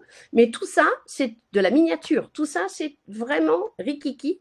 Et chaque élément peut être enlevé, peut être sorti de son contexte et a été en fait rajouté au fur et à mesure. Donc c'est un travail d'une finesse, d'une réalisation absolument incroyable. Et à gauche, vous avez une autre boucle d'oreille qui représente un cerf qui a en fait une flèche plantée dans le dos, puisque le cerf en fait est une métaphore de la capture, est une métaphore de la chasse, donc de la prise d'une proie, comme on capture un guerrier sur un champ de bataille, et réalisé donc avec tout un ensemble de mosaïques de turquoise. Le seigneur de Sipane n'est pas le seul à avoir été récupéré dans cette plateforme funéraire. On a à l'heure actuelle 16 autres tombes qui ont été mises au jour par les archéologues, dont celle d'un monsieur plus âgé et qui a régné avant le seigneur de Sipane, qu'on a appelé le vieux seigneur de Sipane.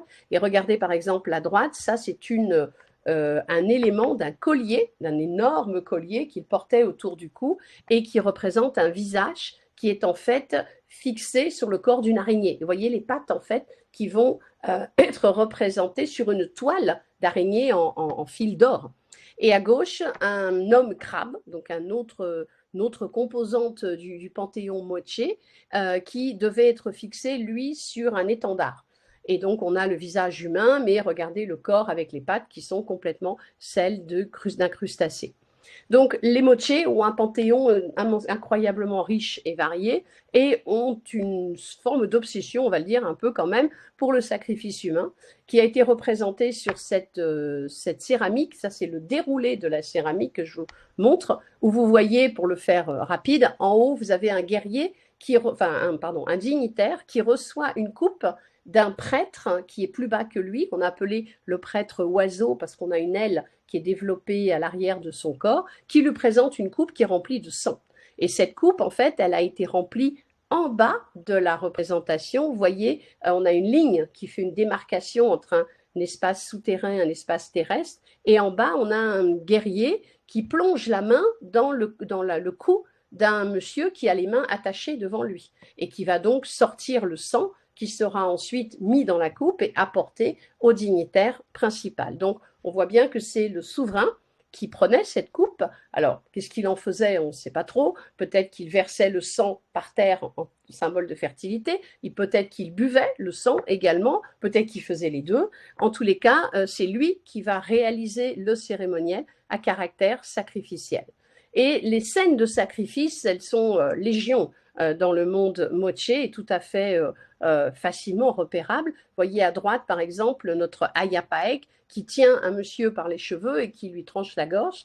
Et à gauche, on a un défilé de prisonniers accompagnés par des guerriers. Et ces prisonniers ont des marques en fait sur le corps qui montrent qu'ils ont été blessés, voire peut-être même torturés, et ils ont la corde au cou qui les lie les uns avec les autres, et les guerriers accompagnent en fait ces prisonniers jusqu'au lieu de sacrifice. Donc on a un dessin ici actuel qui vous représente en fait les guerriers qui présentent les captifs qu'ils ont faits sur le champ de bataille au dignitaire qui est assis sur son trône et sous son petit toit de palme et qui reçoit les offrandes de ses futurs sacrifiés. Donc les moches, c'est une société guerrière, c'est une société violente, mais une société aussi extrêmement élaborée, extrêmement sophistiquée, qui va perdurer donc jusque vers 800 de notre ère.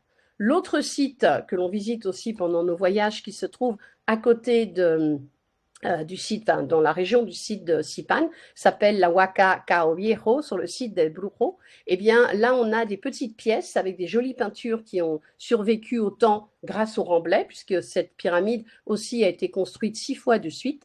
Et vous voyez qu'en bas, il y a un petit trou avec des poutres, des restes de poutres. Eh bien, en 2003, on a retrouvé, en enlevant ces poutres, un fardeau funéraire qui est représenté ici à gauche, qui pesait environ 100 kilos et dans lequel gisait le corps d'une femme dont les restes avaient été magnifiquement bien préservés, parce que vous voyez, le petit schéma à gauche vous montre que l'on a le fardeau, et puis par-dessus, on a mis des poutres, on a mis des roseaux, puis on a mis des pierres d'adobe, et puis on a remis, enfin bref, elle en avait sur elle une quantité phénoménale, si bien que tout a été parfaitement préservé.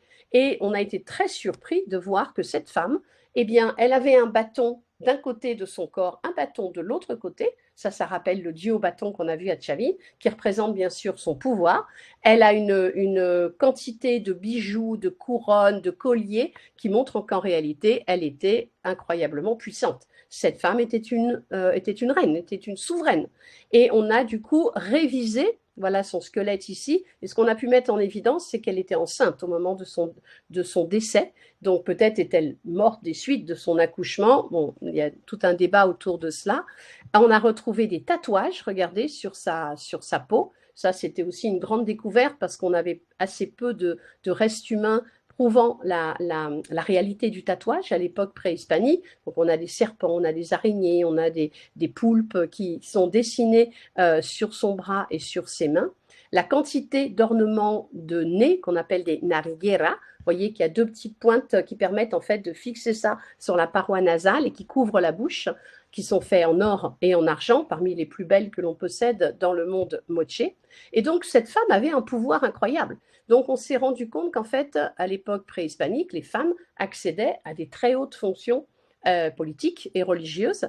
Et on le savait déjà auparavant parce qu'on avait sur certaines céramiques, comme vous voyez ici à gauche, des femmes qui étaient représentées, qui tiennent toujours des coupes dans la main. Regardez à droite, ça c'est une fresque de Pagnamarca, qui est un autre site archéologique. Vous voyez une femme en fait avec ses longs cheveux et ses longues tresses derrière elle, qui tient une coupe. Donc on savait que ces femmes portaient les coupes probablement remplies de sang ou remplies d'eau lors de différents cérémoniels et occupaient des fonctions de prêtresse. Mais les fonctions en tant que dignitaire, ben ça c'est assez étonnant.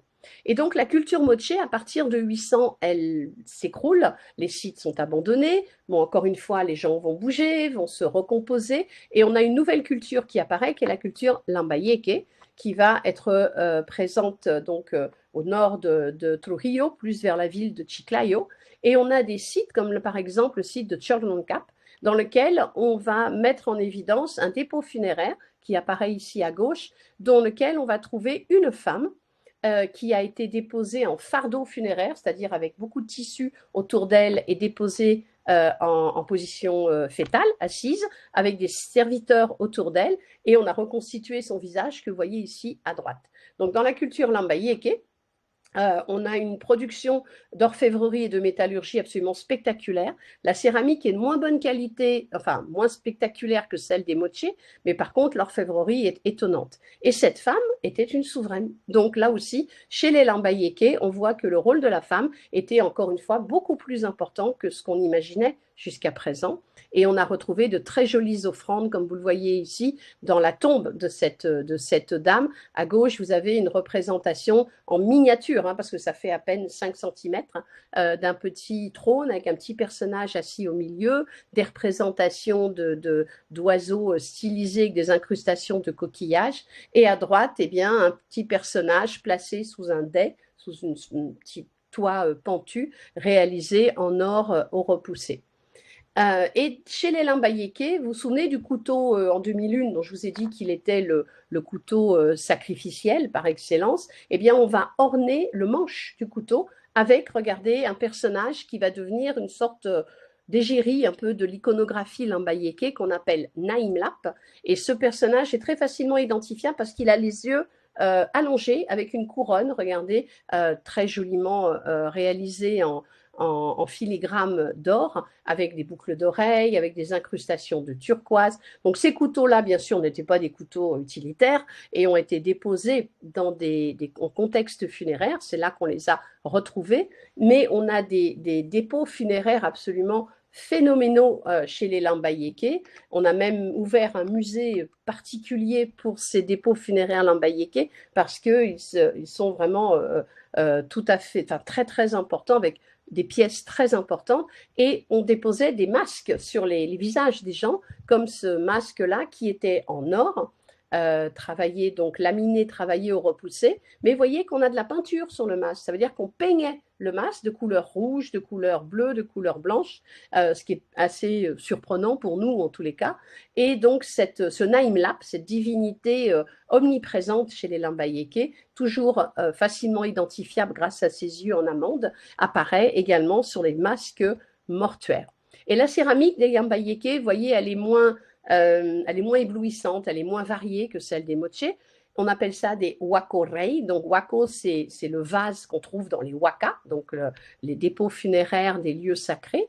Et vous voyez que l'on a une sorte, ce qu'on pense être peut-être un fardeau funéraire, stylisé avec un masque. Alors, cette fois-ci, plus de représentation humaine, mais des choses extrêmement stylisées d'un personnage, d'un dignitaire, avec des petits animaux de chaque côté. Et les Lambayeke vont eux-mêmes déboucher, du moins se mélanger avec d'autres cultures qui vont donner naissance à la culture Chimu. Et la culture Chimu, alors elle va être présente entre, on va dire, 1200 et, enfin, 1000 de notre ère jusqu'en 1470 de notre ère, donc à la fin du XVe siècle, puisqu'elle va être conquise en fait par les Incas. Et les Chimu occupent cette fois-ci un territoire au nord de la ville de Trujillo, un grand centre cérémoniel qu'on appelle le site de Chanchan, qui est une capitale d'empire. Et c'est depuis ce site de Chanchan que les Chimu vont aller conquérir des terres un petit peu partout le long de la côte, alors que les Moche n'avaient que des cités-États. On n'avait pas de capitale d'empire. Donc ça, on le trouve à l'époque Chimu.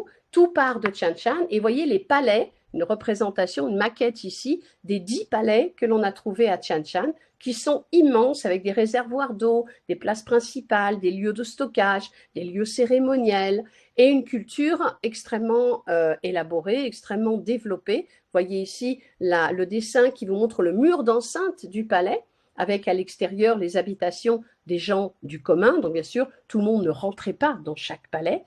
Ce site de Chanchan, qui s'étend sur presque 24 km² est absolument phénoménal et très important. Donc les archéologues ont restauré un des palais qui s'appelle Nikan, dont vous voyez ici une rue de l'intérieur du palais, une photo de la place principale avec justement ces effigies en bois qui représentent des sortes de prêtres ou d'officiants qui devaient tenir en fait des coupelles dans leurs mains ou également des armes et qui étaient placées probablement à différents endroits. Celle-ci, par exemple, n'est pas à son emplacement d'origine, mais a été mise là pour décorer en fait l'intérieur de la place.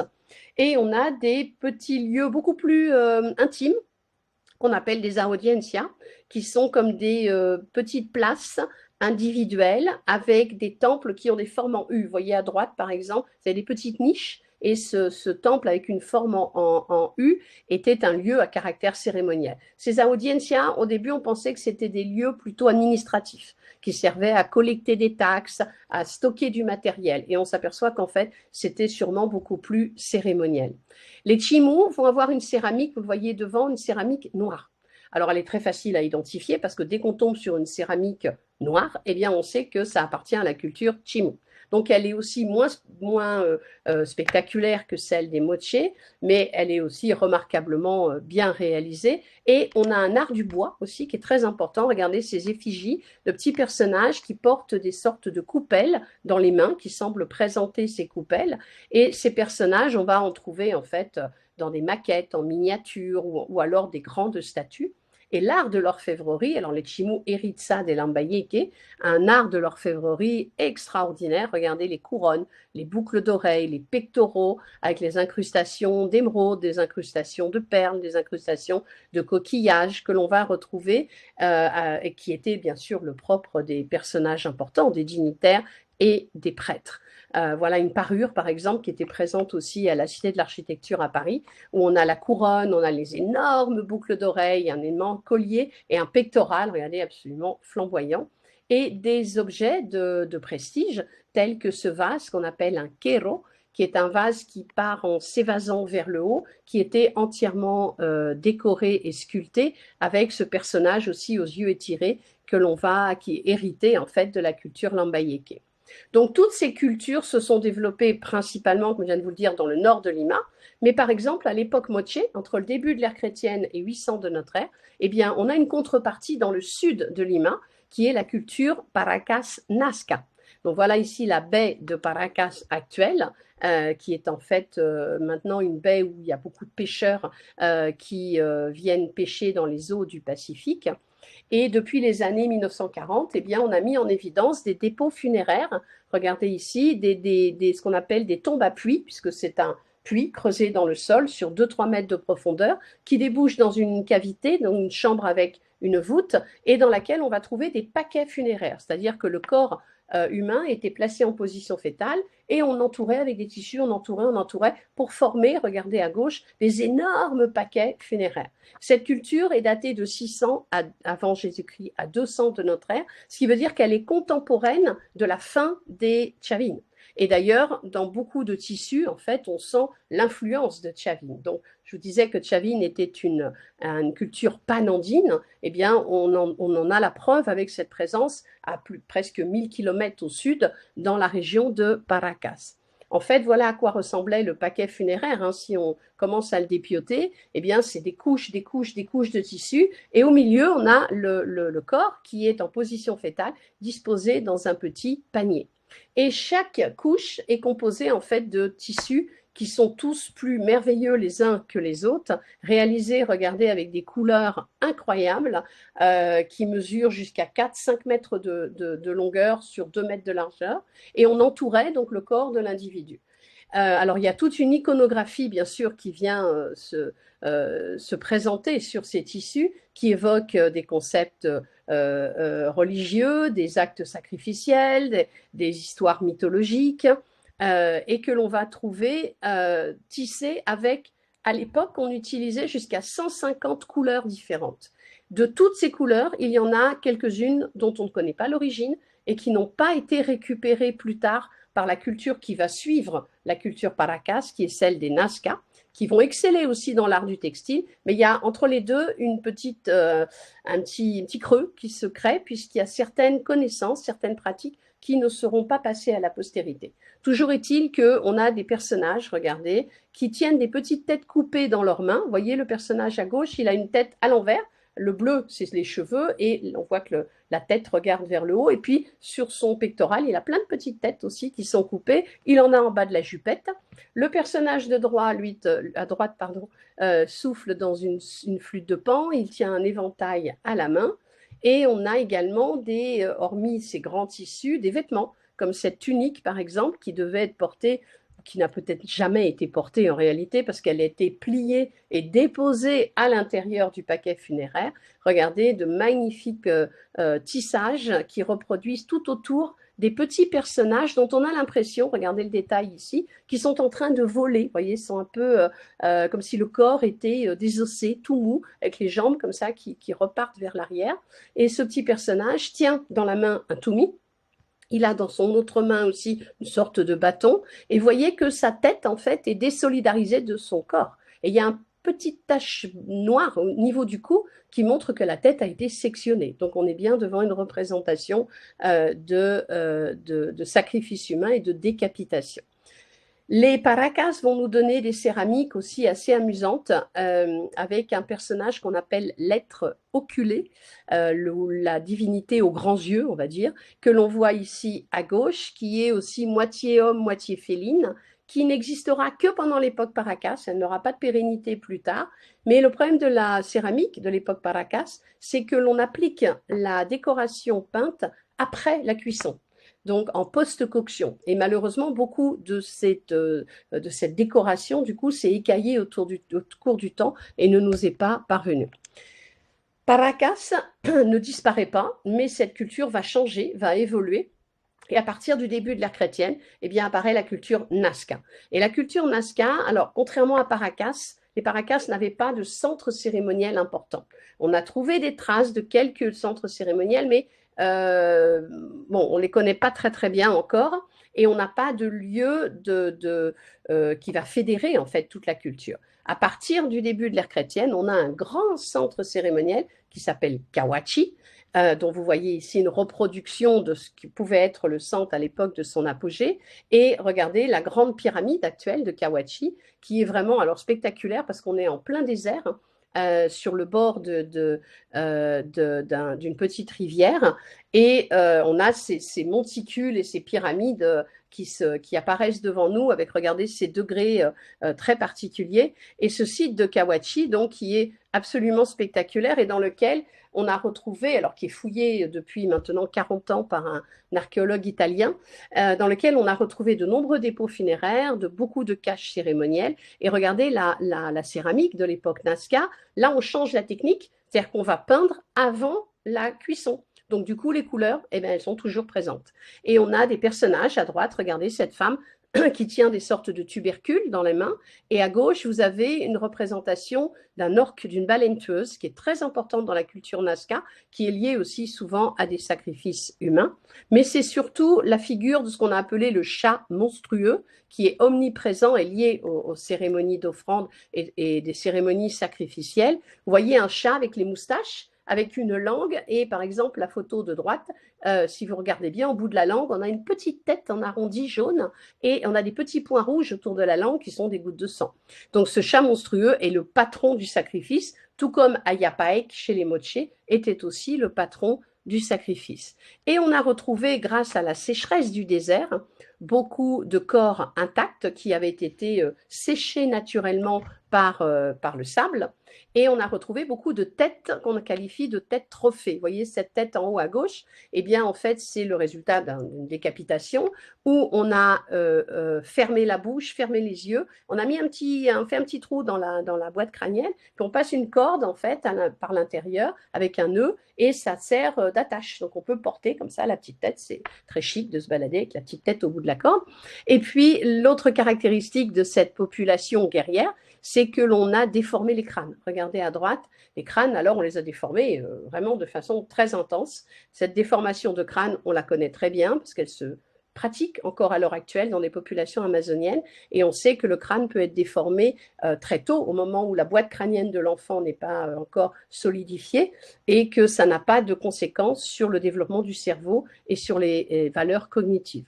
La culture Nazca est aussi très connue pour ses géoglyphes dans le désert. Regardez ici ces nombreuses traces que l'on a mis en évidence dans les années 40 qui ont fait couler beaucoup d'encre parce qu'elles sont très énigmatiques, bien sûr, étant donné qu'on ne peut les voir que d'avion. Et quand on est au sol, on ne les voit pas. Donc on s'est longtemps demandé pourquoi est-ce qu'on ne voyait pas, pourquoi avoir fait des traces dans le sol qu'on ne voyait pas. Eh bien, la réponse, c'est qu'elles n'ont pas besoin d'être vues puisque sur ces traces, eh bien, on peut faire marcher des gens. Vous voyez ici le singe avec sa queue en spirale. Et si on fait déplacer des gens le long de la ligne, eh bien, on lui donne vie. Et l'art de Nazca, comme très souvent dans l'art andin, n'est pas fait pour être vu, il est fait pour exister. Ce qui est un petit peu différent de notre concept d'art à nous. Regardez le colibri, par exemple, le chien à droite. Alors, on a des figures zoomorphes, mais on a en fait beaucoup de figures géométriques qui sont constituées par des triangles qui pointent à l'horizon, des rectangles, des cercles, bref. Et tout ça est aussi, encore à l'heure actuelle, sujet à débat, sujet à discussion quant à leur interprétation et à leur utilisation. À partir de 800 de notre ère, ces cultures régionales, donc que ce soit dans le nord ou dans le sud, vont être phagocytées, vont être mélangées à une population qui vient des Andes centrales, qu'on appelle les Wari Tiahuanaco. Alors, du côté péruvien, on appelle ça les Wari. Du côté bolivien, on appelle ça les Tiahuanaco. Et je vous présente ici une photo du site de Tiahuanaco, qui est le plus grand site cérémoniel que l'on possède en Bolivie. Et juste pour faire un petit clin d'œil au voyage que j'organise entre le Pérou et la Bolivie au mois de juillet, et dans lequel on visite bien entendu ce site absolument spectaculaire, mais qui permet en fait de faire la relation entre les deux pays. À l'époque préhispanique, les deux pays n'existaient pas. Tout ça, c'est la même entité culturelle. Donc, on a par exemple cette place semi-souterraine, regardez, carrée cette fois, qui fait bien penser à la place semi-souterraine dont je vous ai parlé tout à l'heure à Chavin, mais cette fois-ci qui est donc rectangulaire, et surtout la porte du soleil de Tiahuanaco, qui est une porte d'un monument non achevé, dans lequel, regardez au milieu, on a un petit personnage qui a un bâton à droite, un bâton à gauche. et qui est donc la représentation beaucoup plus tardive de l'ancien dieu au bâton de l'époque chavine. Quand je vous disais que cette tradition va se perpétrer par la suite, eh bien voilà, on en a la preuve ici. Alors, je passe sur l'interprétation de la Porte du Soleil et les autres représentations autour qui sont très contestées, très discutées. On a beaucoup d'hypothèses, assez peu de certitudes, il faut bien l'avouer, et sur lesquelles eh bien, on cherche encore à retrouver des interprétations. Donc le site de Tiahuanaco, je ne m'étends pas dessus maintenant parce que malheureusement on n'a pas le temps, mais est un site absolument extraordinaire qui malheureusement a été très endommagé au cours du temps, mais qui montre bien l'importance de cette culture Wari Tiahuanaco, qui est en fait le deuxième horizon panandin que l'on va trouver entre le Pérou et la Bolivie, puisque du Wari Tiahuanaco, on en a partout. Et pour revenir au Pérou, eh bien, regardez ce site, qui est un site absolument extraordinaire, niché à 3600 mètres d'altitude, en haut de la montagne, vous voyez ici sur la photo, qui s'appelle Marca Huamachuco, qui est un site que l'on visite dans le programme des cultures pré-Inca, le voyage qui part au mois de septembre. C'est une nouveauté parce que ce site n'est pas du tout touristique, mais ce que l'on y voit est absolument incroyable. Et c'est un site qui date de l'époque Wari Tiahuanaco. Ça veut dire que ces populations qui venaient du centre de la cordillère centrale et de la partie sud du Pérou et de la Bolivie, eh bien, sont montés jusque dans le nord, ont occupé tous ces territoires, se sont mélangés à ces populations et ont installé des sites absolument grandioses comme cette structure que vous voyez ici, en termes d'architectural, très différent de ce qu'on a vu auparavant, parce qu'on n'a pas de pyramide à degrés, par exemple, mais on a des constructions circulaires, regardez, avec une double muraille à l'intérieur et beaucoup d'aménagements résidentiels à l'intérieur, dans lesquels on a une société qui est plutôt de type égalitaire. On n'a pas tellement de matériel nous permettant de dire qu'il y avait un lieu qui était occupé par un souverain ou par une personne importante. On est sur des regroupements de communautés et on pense que Marca Huamachuco n'était pas occupé en permanence, mais faisait plutôt office de lieu de réunion où à certains moments de l'année, pour certaines fêtes, pour certaines traditions, eh bien, toutes les communautés se rassemblaient.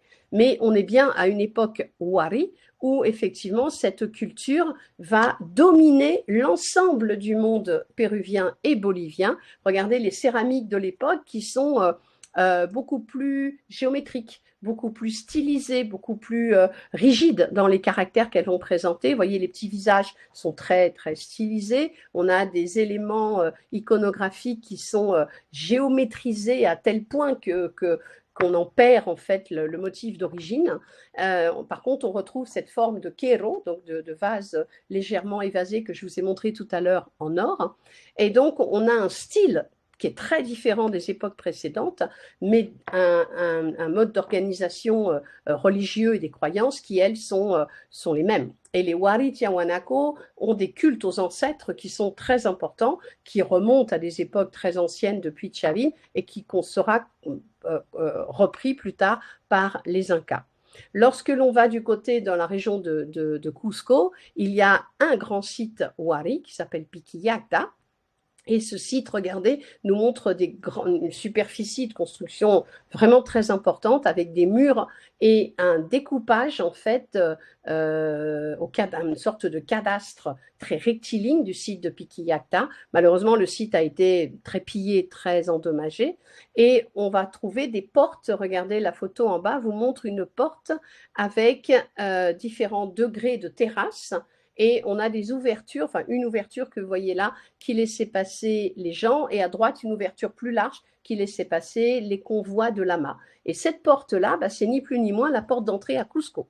Elle est située en altitude, entre deux vallées, la vallée de Lucre et la vallée de Cusco, et permettait en fait aux populations de contrôler qui rentrait, qui sortait, les marchandises qui arrivaient, les marchandises qui sortaient.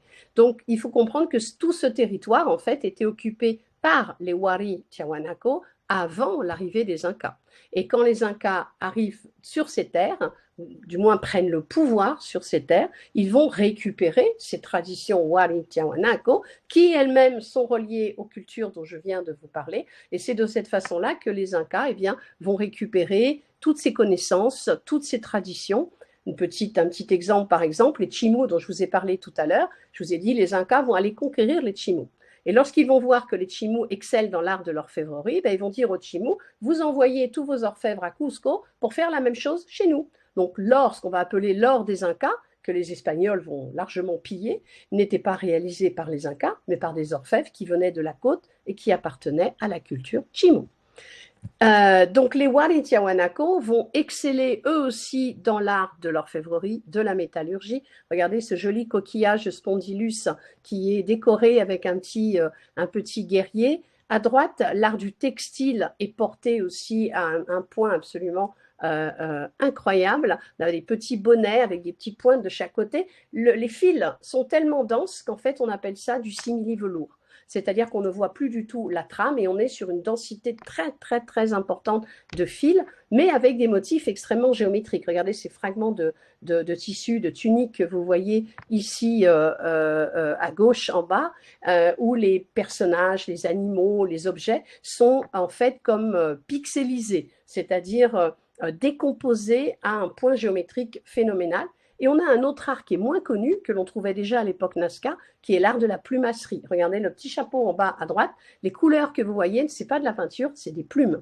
Des plumes qui vont être collées sur un support en bois avec des couleurs absolument magnifiques, des plumes qui viennent d'Amazonie. Et cette main qui est sculptée dans de l'os a été peinte également. Et regardez l'intensité des couleurs de la peinture qui est absolument incroyable. Un des sites les plus représentatifs de tout ce panorama dont je viens de vous brosser une rapide présentation, c'est le site de Pachacamac, que l'on visite dans certains de nos voyages au Pérou, qui se trouve à côté de Lima, qui est un site, regardez, qui a une pérennité exceptionnelle, puisqu'il est occupé depuis le début de l'ère chrétienne, donc au 1er siècle de notre ère, jusqu'en 1531, jusqu'à l'arrivée des Espagnols. Et le site de Pachacamac va voir se succéder toutes sortes de cultures locales, donc la culture Lima, dont je ne vous ai pas parlé maintenant, mais qui est contemporaine des Moche et des Nazca, qui ensuite va voir arriver les Wari Tiahuanaco, puis une autre culture qui s'appelle les Ishmael, et finalement les Incas. Donc on est vraiment sur une continuité. Pachacamac, à lui tout seul, illustre bien cette continuité culturelle andine depuis le tout début des implantations culturelles de l'époque presque de Caral jusqu'à maintenant. Et regardez le temple du soleil que vous voyez ici en bas, qui est de la construction Inca, alors que le palais que je vous montre des temples à rampe, lui, est de construction Wari Ishmael. Donc, le site de Pachacamac est un site gigantesque, très, très important, mais qui recèle encore beaucoup de richesses et beaucoup de choses encore à découvrir. Et dans le site de Pachacamac, eh bien, regardez, on y a trouvé cette idole en bois qu'on appelle l'oracle de Pachacamac, qui fait vaguement penser du coup au Lanzón dont je vous ai parlé tout à l'heure, mais là on a beaucoup plus d'informations puisqu'au moment de la conquête espagnole, eh bien, les Incas venaient consulter cet oracle de Pachacamac pour avoir des informations sur ce qui allait se passer dans le futur, qui allait régner, comment les rivalités allaient se solutionner, bref, comment les cultures allaient se développer. Et donc cet oracle de Pachacamac, eh on peut le découvrir à l'heure actuelle au musée de Pachacamac. Et si vous voulez en savoir plus, eh bien, je vous invite à me suivre au Pérou lors des différents voyages que nous avons programmés avec soin pour vous, avec Intermed. Je vous remercie de votre attention. Merci Blandine. Merci Blandine, c'était top. Merci à vous. Alors, je vais profiter de l'expertise de Blandine qui est parmi nous. Donc, je m'appelle Catriona, je suis la directrice de la production long courrier. Donc, la chef de produit aujourd'hui est en déplacement. Donc, je tente de prendre un peu sa relève. Je suis pas une grande experte du Pérou, bien sûr, mais nous l'avons parmi nous, donc peu importe. Donc, aujourd'hui, chez Intermed, nous avons quatre circuits différents sur le Pérou. Et justement, je voulais profiter de la présence de Blandine qui s'est pris une petite gorgée d'eau, donc bien méritée. C'est de nous dire de manière extrêmement concrète, en fait, Blandine, j'ai besoin de toi sur quels sont les plus de chacun des circuits. Donc, c'est-à-dire qu'entre le 16 et le 18 jours, quels sont de l'un à l'autre exactement ce que nos clients peuvent faire en plus sur chacun de ces 4 produits. Alors, mais par cœur, évidemment. En fait, on a voulu développer une production qui soit la plus ample possible, la plus exhaustive possible. Donc, on a un premier voyage qui est le voyage de 16 jours, ici, que vous voyez à l'écran, qui est un voyage plutôt orienté vers le sud du Pérou, avec la découverte justement de la culture Nazca, du site de Cahuachi, et plutôt orienté, donc vous voyez dans le descriptif qui vous apparaît ici, le site de Cahuachi est très peu visité, ça c'est un endroit que on va dire, les autres tours opérateurs ne proposent pas. Ouais, on passe une journée complète à Nazca, donc ça aussi c'est très important, on visite le musée Antonini, bref, on s'immerge vraiment dans la culture Nazca. Et ensuite, pardon, Blandine, c'est ça, donc ça justifie en effet parfaitement ce fameux 16 jours, parce que nous voyons énormément de circuits sur le Pérou, chez d'autres concurrents évidemment, et qui sont bien moins longs. Donc, en effet, cette durée choisie par intermède est vraiment pour aller vraiment faire une découverte absolument complète, et notamment donc ces sites que tu viens de citer, Blandine. Pardon, je t'ai coupé. Exactement. Et ensuite, on s'intéressera plus à la culture inca, bien sûr, au travers de la découverte du lac Titicaca, de Cusco, mais aussi d'autres petits sites, par exemple le site de Pucara, qu'on visite, qui est pareil, un site très peu connu sur la route vers Cusco, le site de Rachi, qui devient un petit peu plus touristique, on va dire, mais qui est quand même un endroit encore assez peu visité. Donc, c'est un voyage qui aborde à la fois une partie de culture pré-inca. Les grands classiques, plus en effet, des incursions sur des sites très peu visités. Donc, voilà, tout à fait. D'accord. Donc ça, c'est le premier. Donc le deuxième, ma chère Blandine, du coup, là, on a bien compris, donc il y a Bolivie en plus. Donc, ça... Alors ça, c'est une nouveauté chez Intermed, puisque c'est la première année qu'on le propose, qui veut donc donner un panorama un petit peu plus ample de la culture Wari Tiahuanaco, dont je vous ai parlé tout à l'heure, de même que la culture Inca. D'un côté, le sud du Pérou, donc un voyage plutôt classique vers le sud du Pérou, et puis la partie bolivienne avec le site de Tiahuanaco, mais aussi, bien sûr, tout ce qui est paysages spectaculaires comme le Salar d'Uyuni en Bolivie, qui n'a pas d'équivalent ailleurs, mais les sites plus classiques comme Machu Picchu et Cusco. Et puis surtout, voir le lac Titicaca du côté bolivien, ce qui est complètement différent de ce que l'on voit du côté péruvien. Donc, c'est une autre approche de ce territoire préhispanique qui englobe à la fois la culture Wari Tiahuanaco et la culture Inca. Alors, 18 jours, oui, c'est un petit peu plus long, mais parce que les pays sont grands. Donc, on est obligé de faire un petit peu de route, et si on veut profiter, il faut un petit peu de temps. On peut pas, si on veut le faire dans de bonnes conditions, on ne peut pas faire moins de 18 jours. Ça permet d'ailleurs d'avoir de très, très belles conférences de la part de Blandine à bord de ces fameux bus, n'est-ce pas? Donc, ça donne le temps de vraiment échanger et de parler de tout un... Enfin, la culture est extrêmement riche, hein, donc là, ça manque pas il y a de quoi faire. de sujet. Il y a de quoi faire. Juste de manière très concrète, donc voilà, je fais ma partie commerciale. Nous avons un départ donc le 11 juillet. Donc pour ceux d'entre vous qui souhaitaient partir le 11 juillet, écoutez, on a une petite offre pour toutes les personnes ici présentes, voilà, de 250 € par personne. Donc c'est l'occasion en effet de partir. Par contre, c'est une offre valable en effet pour vous tous jusqu'au 21 avril. Si vous voulez participer, voilà, en plein mois de juillet à ce très beau circuit donc sur le Pérou et la Bolivie. Donc ma chère Estelle, c'est ça. Donc un code sera transmis en effet. Le code Pérou 250. Voilà, tout simplement. Que vous pouvez donner soit au téléphone, donc à l'agence. Tout à fait. Qui se fera un plaisir de vous appliquer. De vous l'appliquer sans problème. Donc, ce serait super. Donc, on a un groupe actuellement. Donc, ça sera parfait. En plein mois de juillet français, c'est de partir au Pérou. Ça sera plus c'est la meilleure saison pour y aller aussi. Donc, ça, surtout pour la partie bolivienne. Voilà. Et ce code est valable que sur le voyage de juillet 2025. C'est tout à fait ça, ma chère Estelle. Donc, la next one. Voilà. Oh, pardon. Oula, on a sauté une slide. Donc voilà, donc là, chère Blandine, donc là du coup c'est le Nord Pérou, donc ce que j'imagine, donc 16 jours, donc plus pointu encore, on est d'accord, donc le Sud classique, et là on va chercher en effet une découverte plus approfondie, c'est bien ça? Alors là on est vraiment dans un voyage hors sentier battu que personne d'autre ne propose sur la place de Paris, qui est orienté sur toutes ces cultures dont je viens de vous parler.